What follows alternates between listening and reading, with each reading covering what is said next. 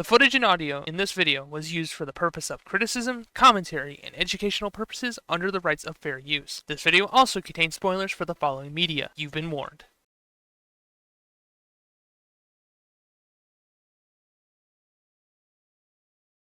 Desire グランプリこれにて終幕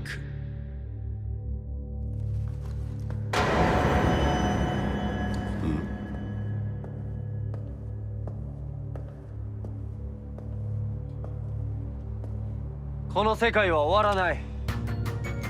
ギーツお前の思い通りにはさせない。グランドエンドは完了したはず。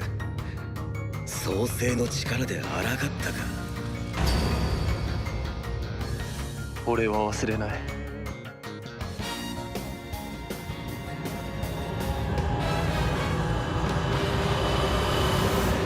この世界の全てを。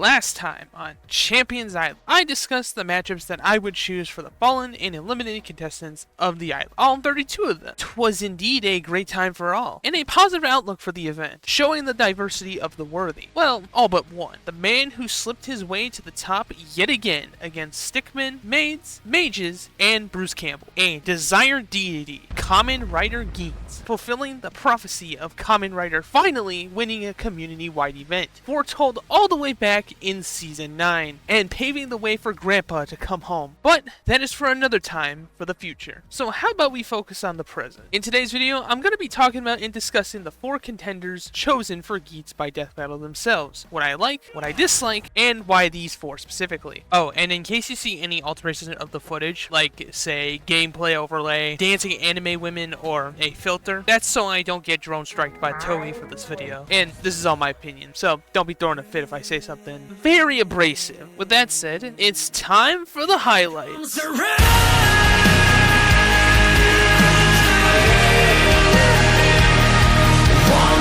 bring it on down and wash it all away? Here comes the rain. Here comes the rain. Here comes the rain. Won't you bring it on down and wash it all away?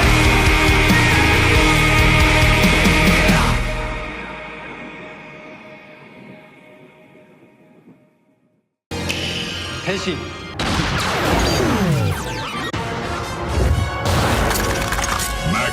So before we start, I think it's necessary to give a bit of background knowledge with Geats and his series as a whole, just so people can understand who he is as a character, his motives, and his series' overarching themes. So let me set the mood. Have you ever had a dream, an aspiration in your life that seemed to you unobtainable to reality? A desire? Well, you're in luck, as a certain organization was looking for minds just like that. Welcome to the Desire Grand Prix, a secret task force built to protect the world from the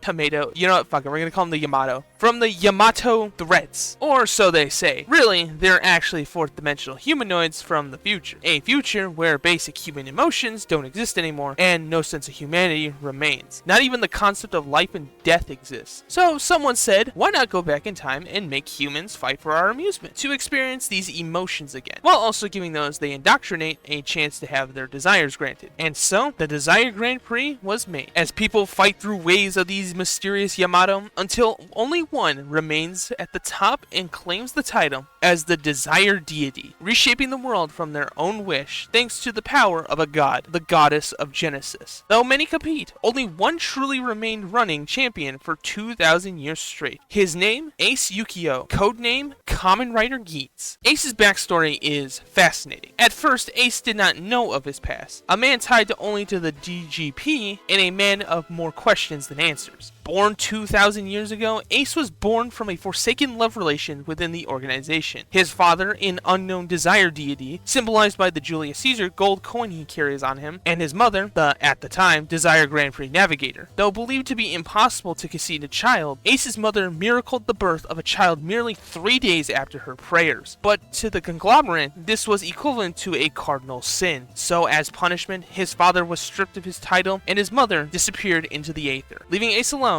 and with questions. But fate has a funny way of working. Years later, Ace would be drafted as a potential candidate for the Desire Grand Prix. Seeing the chance to get answers, Ace entered and won, but was unable to wish for his mother. Questions growing further, Ace continued to participate, winning over and over and over again, creating a new world constantly to bring his mother to him, not just in his first life, but in the next life across centuries, as no matter how many times Ace had passed on, he was always reborn into the world, under the same name, the same memories, same moniker, and the same questions. Where was his mother, and what was his purpose? Well, Ace would get both these answers in an unfortunate way. After it was revealed by a supporter of the Yamato, Ace's mother was actually the goddess herself, granting these wishes as her punishment for defying fate. She was sacrificed in a strange future ritual thingy to become this goddess, made to serve Sul, the creator of the DGP, until she was no use no more. This broke Ace mentally. Everything he had been told, everything he'd been fighting for, his whole life, it was a complete lie. And after being resurrected by Sumuri, this silly lady and at the time Navigator, Ace decided his purpose to be fighting against the Desire Grand Prix and its staff, fighting for a world where everyone can be happy, along with protecting Sumuri, who was destined to become the next goddess of Genesis. And after evolving his powers again and having an inner monologue with himself, Ace was finally able to get answers for his mother. Turns out, all his mother ever wanted was to live his life how he saw fit, build his own future and how he wanted it, his own desires. And so, with one final hug, Ace gained the courage and power to challenge these so-called higher beings. With his final power-up, the Mark 9, one of the slickest forms for a Kamen Rider. After beating Sul in a one-on-one, Ace remade the world in his own design. But alas, it seems even in this new world, Ace and his friends seem to be unable to escape the fates these beings set up for them, as if they've been woven together, unbreakable and unable to divert, devoid of free will. In a final clash of ideals, all of them would break this woven rope. Ace, on the other hand, seemed to be unable to escape his human folly. So in one final action of Sumuri, Ace shedded his mortal body and ascended to godhood. And after the traditional Kamen Rider final battle, Ace defeated Sul and erased the fourth dimension in his time and recreated the world, fulfilling his mother's wish and his own desire to make a world where everyone can be happy. Alright, I know that was a lot of information, and believe me, I wanted to shrink this down as much as possible, but I still couldn't cover everything. But hey, that's just how Kamen Rider works sometimes. But it's important for me to lay these baselines out when we go over Ace's ideas, since it lets peeps who aren't aware of his character get a feel for who he is and his series as a whole. And don't worry, I will cover the missing stuff in the matchup sections when needed, so bear with me. But with that thesis done and dusted, let's talk about Kamen Rider Geats' chosen combatants.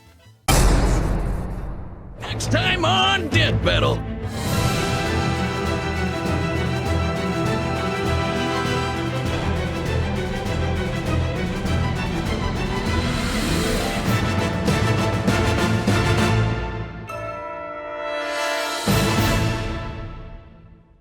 Starting things off, we have the most infamous villain of JRPGs, the one-winged angel, Sephiroth. I'm going to spoil a bit of the video here and say that Sephi here is probably the weakest matchup on this poll, but he is not the worst. On the contrary, Sephiroth, despite his somewhat tonal difference from Ace, has such distinguished connection to Geats. The TLDR of it, super skilled reps of a corporation left with an identity crisis surrounding their mothers, putting up a facade of charisma and superiority, who finally break down upon learning the truth of their unnatural existence. Given the choice to burn it all down, rising to the power of a godlike being connected to an emotional energy, and trying to set the timeline into the one they find right. That's pretty damn good for Connections, and compared to the other ones, is probably his best thematically outside of one other. Spoilers, it is in Nero. The idea goes into extreme lengths about how both of these guys struggled with their own birth and creation, how the discovery of their past and their mothers created this warped and wrinkled mindscape within the two. Also, what I found shocking is that the comparison of Aether and the audience's beliefs in Kamen Rider Geats is a unique comparison of the two powers. Around the 1/3 mark of Kamen Rider Geats, the Desire Grand Prix's real motives are revealed to be a game show. To add to this, a new game master is put into the position, and his whole motive is around viewership for the Desire Grand Prix, which stays as a running thing until the end of the series with Soul. It touches on an angle of Kamen Rider Geats not seen in any other ideas, besides maybe Asura and Mori Jin. Also, I like how the spin-off movies have them being split up into 3 separate entities that embody their different characteristics. The fight dynamic for Geats vs Sephiroth is weird, because Geats and Sephi have completely polar opposite fighting styles. Geats' main fighting style is gun kata, mixing martial arts with guns,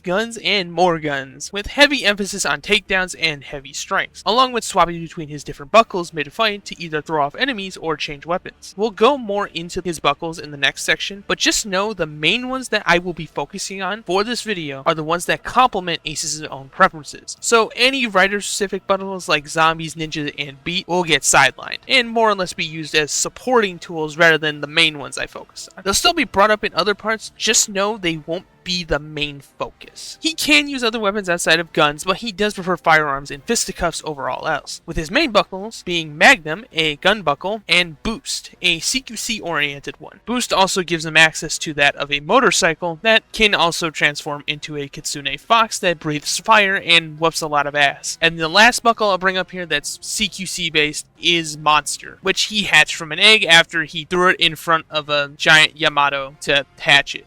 Anyway, this buckle basically allows him to punch real good. He punches so good that he can even knock building-sized Yamato into the atmosphere with a single punch. Hey, editing me here. I kind of forgot about 2 other buckles, so I'm going to just run through them real quick. First up, Golden Fever. It's basically just a slot machine. You attach it, you spin it, and whatever it lands on, that's the buckle you get. If you have a buckle attached array while using Fever, and you match it with the slot machine, you get what's called a Golden Fever, giving the user dual wield mode for that buckle use specifically, and special powers such as invulnerability, or in the case of Ace, he gets access to both arm cannons and leg cannons. And then with Boost, he ends up getting boosters on both his arms and legs, and he can use the motorcycle as a weapon, aka he pulls a Dante. There's no real other way to describe it. And then the second one is Jet and Boost, which was given to Ace specifically. Jet and Boost is a dually buckle. Basically, the second part of the buckle is connected to the sword, and in order to get it detached, you need to beat the shit out of things. Once enough shit is beaten up, he can detach it and attach it to his driver, giving him flight and cannons. So yeah, I just wanted to bring those up real quick because I completely forgot about them. Later, he would get a direct upgrade to the Boost buckle, Boost Mark II, which is basically if Geki Ranger and Gowanger made sweet, sweet love, letting him blaze through foes with fiery kung fu moves. The Mark II also skips the motorcycle part of the Kitsune Fox and just lets Ace become the Kitsune itself, basically doing some really funny ass combos with it. I swear to God, Death Battle, the jank on the Kitsune Fox is not there. I'm going to yell at someone. He used to get extreme jet lag from it too, which would tire him out and incapacitate him. But after he got another buckle from his supporter Zin, he upgraded to the Laser Mark II, removing the jet lag entirely and giving him control over gravity, whether his own, objects, or other people's center of gravity. And the piece of resistance of these buckles? The Mark IX, the final form to both buckles. This form gives Geats complete control over creation, able to bend reality on a whim, control time in any aspect, reshape the universe how he pleases, erase memories, erase people out of existence, create platforms, or even black holes for that matter. And after he ascended to godhood, he basically became resistant to all these powers and more. Sephiroth, on the other hand, is mainly a sword fighter, using his 7-foot Masamune blade to fight from a distance, either with his sword size or with a flurry of beam-like slices that he can shoot out from Masamune to cut through giant cannons with little effort, relying on his speed and overwhelming power to do so. But after he was thrown into the life stream, he gained access to all forms of materia within Final Fantasy VII, outside of summons to some extent, because while Sephi himself doesn't have summons in the traditional sense, he can manipulate Genova's corpse to create new bodies for himself, and reanimate them to fight for him. Also, in the remake, he can use whispers to make a version of Bahamut. Again, not traditional summons, but you can still have Geats plow through a big-ass monster with a rider kick. The one of two matchups on here that let him do that. Basic materia can increase physical stats of its user, heal wounds, put up barriers, or debuff enemies. But that isn't the fun stuff. He can shoot fire, ice, and lightning, summon tornadoes or spikes from the earth itself, cast nuclear bombs, rain comets from the sky, summon a planet-busting meteor, cast illusions, make duplicates, mind control people, create new bodies, make storm clouds, transmute enemies into toads, control time, and even insta-kill enemies. But for this, the most important ones to look at are the Black Materia, Giga Flare, Shadow Flare, healing, barriers, new body making, and his illusion powers. Sephi really likes using illusions, using them to manipulate people into doing his work for them. Hell, they're so good that certain illusions just become real, like a stab wound. He can even transport people into a pocket dimension that he creates for his ultimate attack, Supernova, where he literally drops the sun on you. So if you couldn't tell, Sephiroth has a lot, but a lot of it is magic based, in comparison to Geats' own arsenal where it's more weaponry based. But that doesn't mean it's terrible. A lot of Sephiroth's own powers can work well off of Geats' showboating nature. Having Sephiroth create a twister around him as rubble flies all around in it as Geats jumps onto the rubble to reach Sephi would be cool. Sephi sending spikes out of the ground to hinder Ace as he plows through them with Monster. Geats using his powers to overcreation with the Mark 9 to stop Sephi's supernova by black holing it could be a fire climax. And the final duel could be between the two depowered in a void similar to the final fight in 7 with Cloud. Music potential, I think it could be pretty cool. One Winning Angel is one of the most well-known themes in fiction, but pairing it with the more serious tracks within Geats like the Yamato Grand Prix and the Goddesses theme could make for an eerie and heavenly style of music for the fight. And while I won't comment too much on the debate due to me not knowing a lot about Sephiroth, it is funny that despite Sephi having broken regen that lets him return even from the mere memory of him, Geats has a direct counter to all of that. Not only can the God's power rewrite their universe, but Geats can also alter the memories of everyone within it, which happens whenever a rider is eliminated from the Desire Grand Prix. Usually it's used to erase the desire from these people after they're retired from the competition, but it also means that they can erase certain aspects and certain things from these people's memories, including certain people and organizations. Geats should also mollywop in stats. My only gripe with this pairing is that it's not really what I want out of either character for their matchups. Both these guys have huge spreads of ideas. Duh. But Sephi specifically has two ideas that play off his flow a lot better than Ace, both of which have already been on Death Battle, and one Sephi fought against and won. So while Ace vs Sephiroth does have good thematics, a decent fight dynamic, and good music potential, I can't say I would hard push for it specifically for Sephi's sake, but it's not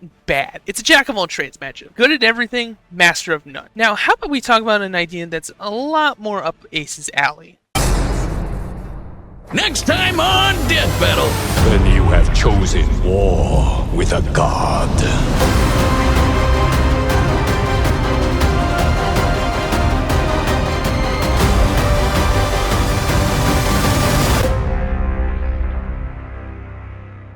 I think the biggest benefit of Geats getting on Champions Island is the fact that his inclusion got people not only brainstorming ideas for him, but taking time to look into his already existing matchup spread. One of those being the fire god himself, Liu Kang. I'm just gonna say, this is his second best and the most simplest of ideas out of the 4 options on here. The connections for Geats vs. Liu are superpowered fiery martial artists who are champions of a god-overseen tournament that puts the world at stake, who then ascend to godhood to use said godly power to remake their own ideal timeline and reset the status quota of said tournament. There's a lot more to it, like comparing the MK tourney to the Desire Grand Prix, which is a much more reasonable comparison to one we'll see later. Sewell and Chronica also sharing very similar themes and ideals as villains, being tied to making sure the timeline plays out exactly as they intend, only for Liu and Geats to ruin that, and bringing up how when they reset the timeline, it almost got hijacked and ruined by said corrupt deities. Yeah, it wasn't Chronica in MK1, but still, it's a corrupt deity nonetheless. So, yeah, that's pretty good. Nothing insane like Sephiroth, but still a good baseline for what you want. The only issue I would say is glossing over Geats' backstory and ignoring Liu Kang dying and becoming a wraith, which is a consistent trend across both timelines. But you can also bring up the idea idea of Liu Kang and Geats being reborn after they quote-unquote died and came back to life. And then you can also draw comparisons from that with Geats having an inner monologue with his inner demons and his mother to that of Liu Kang and Raiden's interactions with an MK11, where they then would get purified and become this godlike being. Like I said, there's a lot more to it, but that's a good baseline for this idea. How's that fight dynamic? Pretty fucking good. Geats' preferred fighting style and Buckles rely heavily on CQC and hand-to-hand combat, but the only Buckles Liu can't really bounce off of being Magnum and Bow. But you could argue that Liu Kang can send fireballs and lightning to counteract the bullets fired from Magnum and its victory strike. The fight could have this insane one-on-one fight with both trying to grab each other with grapples. Since one of Liu Kang's main martial arts, Jun Fan, relies heavily on trapping and locking down an opponent, and Liu's other fighting style, Pao Chu, I think, brilliantly complements Boost, a buckle that straps boosters to the user's arms or legs and basically gives them insane speed punches and kicks. I say legs too because Geats can swap between having his buckles on his top or lower half of his body in this funny animation like he's a Skylander. The swapping also applies to other buckles like Zombie and Ninja. One gives Geats clawed feet and a tombstone finisher, the other bladed and sometimes elemental kicks. Outside of his own martial arts skills, Liu Kang can also generate fire through his limbs, and also for some reason turn into animals. Don't question it. But as the new god of all the realms, and after merging with Raiden, he gained all of his powers and more. Electrokinesis, teleportation, weapon construct, a big fuck you blast, existence erasure, resistance to minor soul attacks, and timey-wimey bullshit. And with the hourglass, complete control over creation.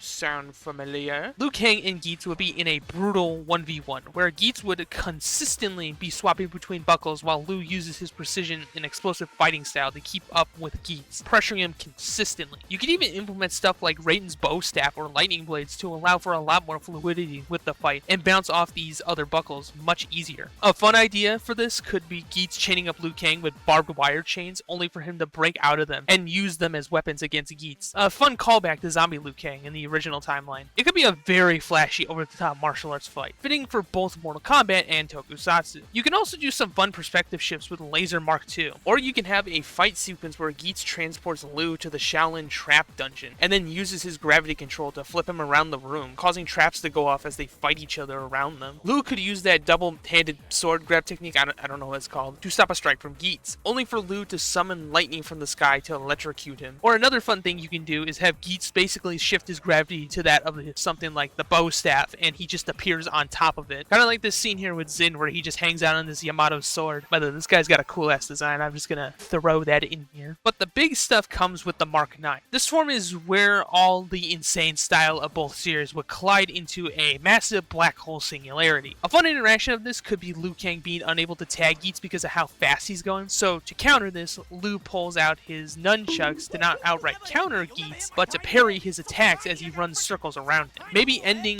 with Geats knocking him into a wall, only for him to trap Liu's arms into the wall as it reforms around him. Another callback to that of his fight with Gazer. And the climax could be Geats readying a final rider kick, only for Liu Kang to meet it with his MKX fatality, igniting his feet and using his arms to channel lightning through them, making a visage of a lightning dragon breathing fire to Geats' fiery Kitsune fox spirit, both clashing and creating a double black hole in their clash, wiping the area around them off the map, ending with Geats overpowering Liu, ripping through him and destroying the area in its entirety, only for time to reset and the area to fully restore. As you can tell, despite Liu getting arsenal gapped or curb stomped in general, you can make this a fun fight. Even if it does have issues like not repping Geats' history fully, it does a good job repping how he fights in most of his kit, while also giving a unique interaction that feels right at home for tokusatsu or very old kung fu movies. It also has an easy setup with Geats rolling up to Liu Kang in the new timeline, telling him to stop fucking with people's fates. And we gotta talk about the music potential, cause this idea has the slickest potential for a track. Geats' main theme and series have a lot of piano jazz style music meshed with a lot of techno elements. Now imagine that mixed in with the classic Mortal Kombat theme. Someone better pull me out of the kitchen cause I am fucking cooking. Again, like I said, this idea is extremely straightforward and simple. You would have to be living under a fucking rock to not understand how this fight would work. I was gonna stretch this out a little more, but for a clean pairing like this, there isn't really a need for that. I wish I could say the same for the next one.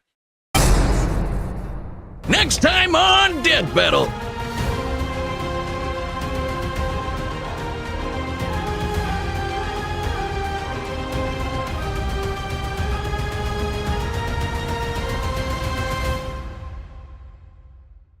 Well guys, we finally reached it, the section that everyone clicked on this video for. Wonder why? The only character on this poll from a new franchise, and probably the most controversial pick on this entire poll. Fate's own Red Saber and Emperor of Roses, Nero Claudius Caesar Augustus Germanicus V, or Nero Claudius for short. For the unaware, I got chewed out on every social media platform of the community for the cardinal sin of daring to criticize this idea and people's questionable decision making. Such savagery, I know. But with this enlightenment, I have decided to be a better man. So, I wish to say that I am completely on board with this matchup now. To all the new faces that may watch this. Second of all, when has that ever worked with me? Trick question. Never. And while I did apologize for the post I made, which was a bit feisty to say the least, that was for how I worded it, not for the matchup itself. Because after that post, I went through and did some double checking on some Fate Extra stuff, watched all of Kamen Rider Geats, and after all that is said and done, I have grown to dislike this idea even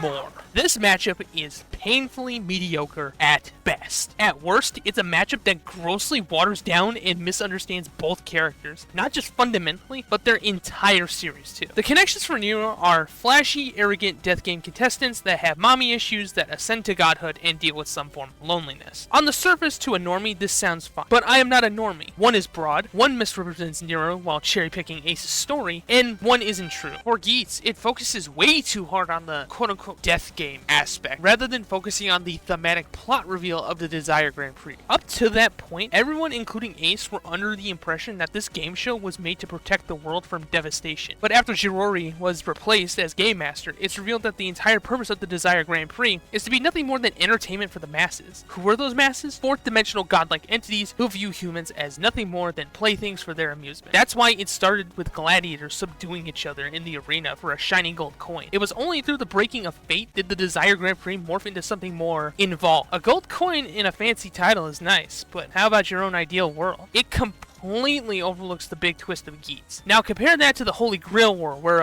it's about as straightforward as it can get, and more so with Fate Extra, because losers are deleted by the Moon Cell Core. But the more specific issue is that if I said Fate character that competes in a death game, which character am I referring to? All of them. Using that as a main connection for a Fate character in one of these pairings doesn't work because you fall into the broad grouping of all Fate characters who have competed in the Holy Grail Wars. Well, what about the motherly issues? This one is somewhat true, but it also is not accurate for Nero. Geats wanted answers to why his mother left him in his first life when he was born, to the point where he was willing to fight the entire Desire Grand Prix to do so, because he loved his mom. It's a huge part to his character. Nero, on the other hand, hates her mother. Agrippina was a abuser who only used Nero to gain power, going as far as to poison her to keep her controllable, until Nero got fed up with her and executed her publicly. But here's the thing about this that tends to go over everyone's head. This connection assumes that Nero's whole character is about her mother's abuse, when that isn't true. In the manga, game, and anime, Nero's whole struggle within Fate Extra is her desire to understand true love, because despite her being a compassionate leader, she never had that same love reciprocated back to her. And a detail that people miss with this, Agrippina never swayed Nero's character. Nero remained her artful and dramatic self to her people, despite her mother constantly butting into her emperor duties and her people turning on her. Nero's mom is an arbitrary detail in her story, only being brought up once in all three and shrugged off in every single instance by Nero herself, because she isn't important, with the only mention of this trauma too being in a completely separate canon to Fate. Nero's main hangup is that she was never romantically loved. That's why she wants to fuck Hakuno.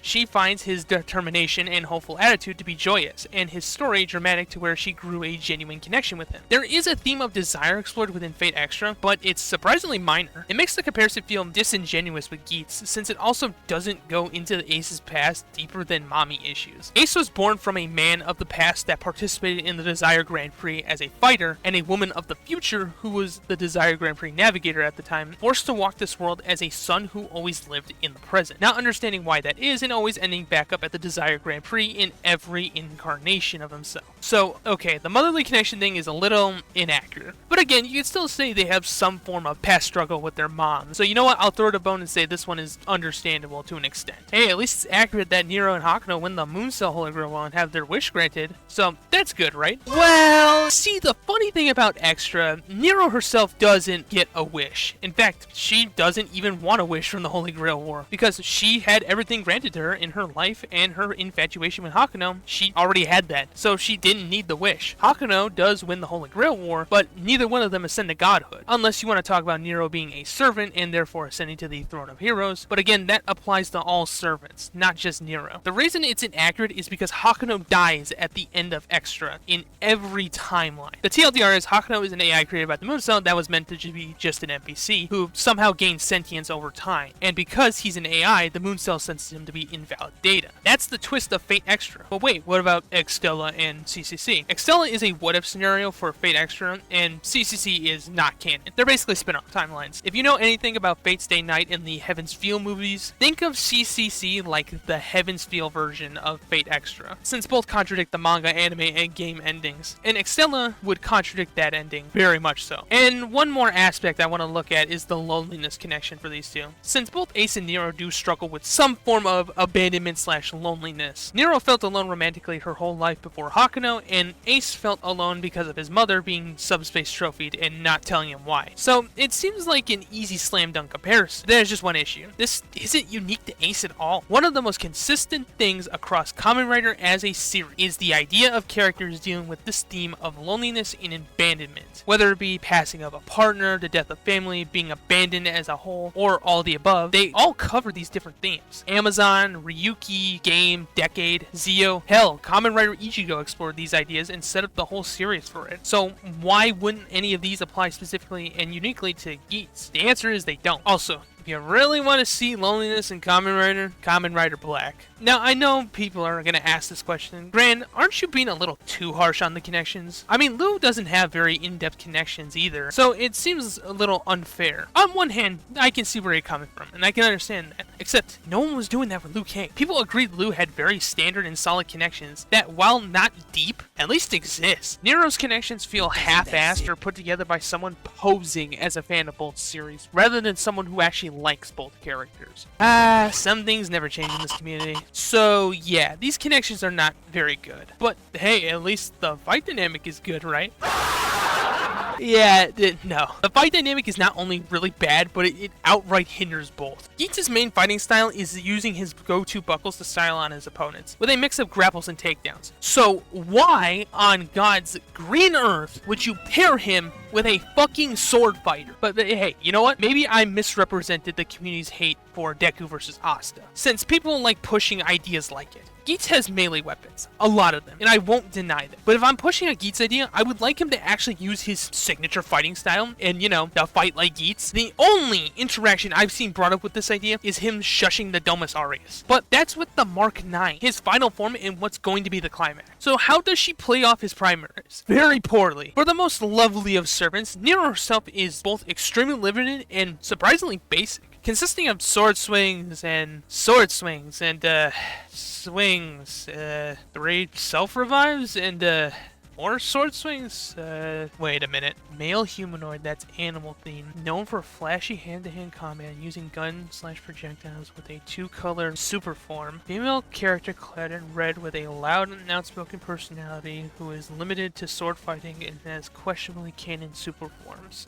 Oh my god, this is Shadow vs. Ryuko. Okay, joking aside for a second, Nero does have 3 other things worth bringing up. One is a whirlwind that drags enemies in and heals her, the ability to shoot a wave of rose thorns forward, similar to the Yamato Riders in one of their attacks. So, you know what? You guys get 2 interactions to glaze. And the third thing, her passive, Imperial Privilege, which lets Nero copy the abilities of any rider or saber. So basically, it does nothing unless you focus heavy on ninja or zombie. But But again, why would you do that when Geats' whole fighting style revolves around firearms? Hey, editing me again. So I completely forgot to talk about Nero's Noble Phantasm, even though I bring it up once in the video already. Little awkward, yeah, I know. But let's just cover that real quick. Nero's Noble Phantasm is called the Domus Aurea, also known as the Golden Theater. When activated, Nero creates a golden theater of her design around her and her opponent. While in the theater, her opponents cannot access the full potential of their power and are sealed off to a limiter, basically. So basically, it's a power null type of Noble Phantasm, which can only be stopped if the Golden Theater is destroyed, or Nero uses up too much of her own energy. I know some Fate fans will probably ask this. No, it is not a reality marble like Unlimited Blade Works or Iskandar's Noble Phantasm. It's more akin to that of a domain expansion where it closes off a certain area and then traps the two inside of, like, I guess a dome, basically. Or in this case, Golden Theater. It's a cool Noble Phantasm. It's just unfortunate that it doesn't really do anything here against Geats, since he's immune to this type of stuff. So, yeah. Her techniques are very basic compared to Ace's absurd arsenal, to the point where even if you did give her stuff from CC and Extella, such as the Mooncrux and Venus armor sets, it still wouldn't be enough because Nero doesn't get anything with it, besides like flight and punch gauntlets. And to show you how little research people did on this idea, Nero can't use them in tandem with each other. If she uses the Venus armor, she can't swap to the Mooncrux, or use the Domus Aureus. It's like giving Alucard Schrodinger with his main powers. They conflict with one another. Wait, Sephiroth is also a sword fighter, and you didn't hate that idea outright, hypocrite. You're right, I didn't. And that's because Sephi has more than just his sword. He has projectiles, magic, energy bursts, summons, safer Sephiroth, and illusions. Also, his connections are leagues better and more in-depth with Ace's character than anything you can come up with Nero. Nero just has the same hot dog taco hamburger moveset. It's no wonder this idea had so much pushback to where people were pushing other ideas like Liu and Bayo. It just isn't a good matchup. And before you say, well, if that's the case, why didn't we see more people complain about it? Gee, I fucking wonder why. And I want to clarify that this section will come off as quote-unquote bitter or quote an angry rant by some. I'm saying this because I have a lot of passion for the show and both characters. I like both characters, and that's why I have a lot to say about Nero, because I want her to get better treatment. She has better ideas that work off her character a lot better. In my eyes, this matchup wasn't pushed because it's good. It was pushed just because it had two series that have not been on Death Battle, which pisses me off, because if that was the case, why was there not a massive push to get Artoria onto the Champions Island? She's heavily requested, the team actually wants to do an episode for her, and she has a good spread of ideas. Instead of, I don't know, hijacking a poll to push the worst option there is, to me it comes off fake as fuck. If this idea was pushed for vibes, I would not have an issue with it. Death Battle has done plenty of those in the past. Some worked, some don't. It is what it is. But it wasn't. It was pushed as if it were another cure for cancer the world government magically found, when it's the most middling idea on this poll. Can this episode be well stylized? Yes. Will it be a good episode? Debatable, see before the verdict. Anyways, I'm done. Let's move on to the last and best matchup on here. Next time on Death Battle.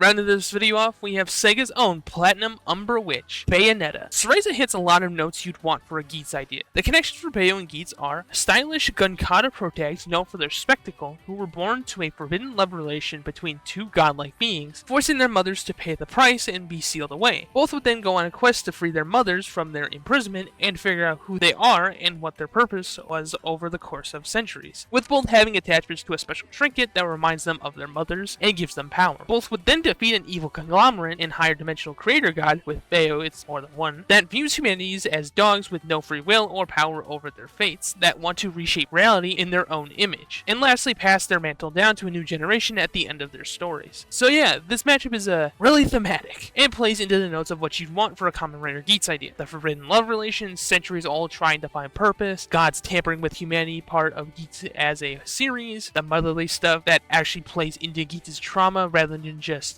Also, this isn't a connection, but it's really funny having Bayonetta put belt to ass to another creator god as if she doesn't do that every Tuesday. Speaking of, her fighting style pairs beautifully with Geats to where it's a 1-to-1. Having Geats cycle through his buckles by swapping them out or using Revolve to mix up his tactics, while Bayo also swaps weapons to her feet, would make for a dynamic clash, with the possible pairings of the two being varied. Geats using the Laser Mark II to keep up with Bayonetta as she uses Adet to speed around him while using Bazillion to keep him on his toes. Geats' Magnum versus Bayonetta's Saifeng, aka the Gunchucks, or Lieutenant Kilgore. The two skydiving through the air as they constantly try to grapple the other. Like Geats grabs Bayo, flips her, and does a revolve swap to throw her with his legs. Geats taking a page after Dante and using a motorcycle with Golden Fever Boost while Bayonetta parries it. Or Bayo headbutting a fucking building at Geats as he kicks it back with Ninja to surf on it like he's Tao Pai Pai. And my favorite idea being the two falling from the sky as they fire away at each other. Geats using Fever Magnum as Bayo does cartwheels, firing her guns, trying to hit Geats, only for the two to land and all those missed bullets fired start to hone in on Bayo seconds later. Zombie versus Salamandra could make for a sick as hell chainsaw clash, and you can have Geats stab Razor through her chest with Zombie in a reference to where Lucas stabbed her. And keep in mind, this is all with just weapons, and not stuff like torture attacks, the Mark 9, demon masquerades, crossover stuff for Geats, and demon summons. Because if it's a Geats fight, he needs to plow through a giant ass monster with a finisher. Yeah, get his ass, Gamora. It'd be really funny if Geats just threw a poor Yamato into an Iron Maiden Bayo summon for him, and then used Laser to just flip his momentum into an opposite direction. The two fighting on the sides of an Umbran clock tower or a War Train Garuda would be insane. My idea for a final clash would be Bayo summoning Madama Butterfly inside of the clock tower to fling Geats high into the air. Debris everywhere as Geats launches himself above Madama Butterfly, charging a final rider kick, similar to his clash with Sewell. The only difference being it's a massive Madama Butterfly trying to stop Geats from striking Bayo, while Bayo strikes a pose on her hand as it happens. The whole area is space-time getting warped from the clash as both are taken aback by it, only for Bayo and Geats to finally clash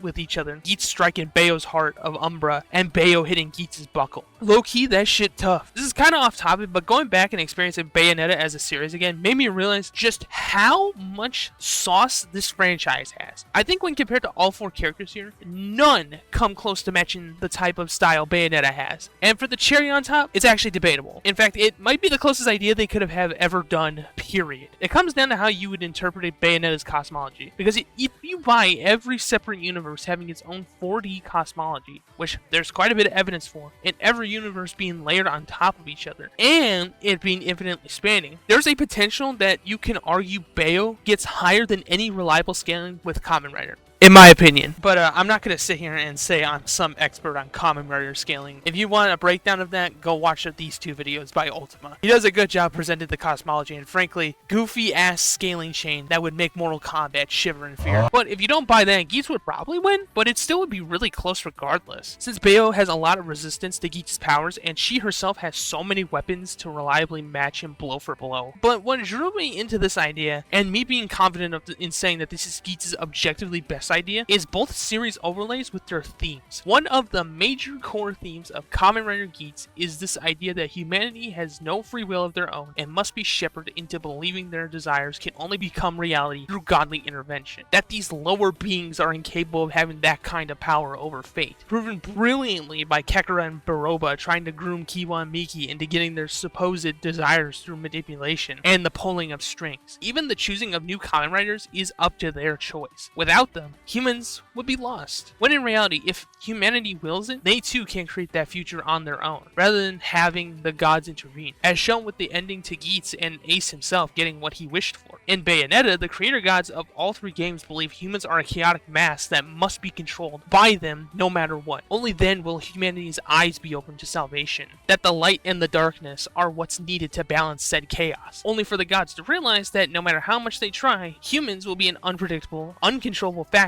to said balance, always carving their own paths for tomorrow, no matter what fate and destiny says. Along with these gods in both series, learning the hard way that humanity has always had this free will to step forward to the future and make their own world with their own eyes, no matter how much they try to synchronize all of reality. Loki in Bayo 2 says it out loud. Either the world will be destroyed, or it will create its own path. Human free will determine which way things go. You don't need the eyes of the world, love. I believe in your kind. You can create whatever future you desire. And I can't fit this in here anywhere, but another thing that convinced me on this was the sound detail for both.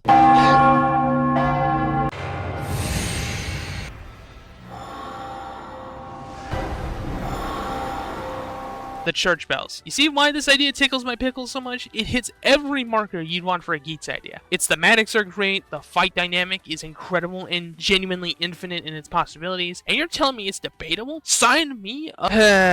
Well, I guess there's always Ino and Amaterasu. To wrap this up, my final thoughts. Honestly, I'm surprised I came away with a positive outlook on Sephiroth. At first, I wasn't sure what the hype was for the matchup, but after talking it over with some people who really like this idea, it's pretty neat. Not my favorite, but pretty cool. That's what we call character development, baby. Liu and Bayo's section were just made for me to yap and schizo about two characters I adore, and it was really fun to come up with fight choreography for the two. Liu specifically because, like, yeah, cool kung fu fight. Also, I think he would have been the best for a death metal episode. Easy research, simple fight, gets the most anticipated character on the show. Good eats. Also, would have been out this year. But Bayonetta is just so good, man. I'm fucking mad this matchup got shoved aside throughout the months. It deserved more praise than it got. Also, she can weep my nuts wickedly, if you know what I mean. Also, she deserves another banger episode like Dante. Anyway, as for Nero... yeah. We all know what's about to happen. It's really sad too because I love Nero to the point where I have a whole shelf dedicated to Fate Extra shit. So seeing people bastardize her character to agenda push like they're the average modern Hollywood writer does not tickle my nuts with a feather. Who would have thunk? And lastly, go watch Kamen Rider. Not just Geats, any Kamen Rider media you can get your hands on. It's fantastic. I'm currently watching Exiled and I'm gonna probably hit game next. If you won't do it for me, do it for Sega, goddammit. Anyways, what's your favorite matchup idea for Geats? And what's another Kamen Rider matchup you like? Let me know below. Next up, the Season 0 ranking. So I will see you all next time. Goodbye.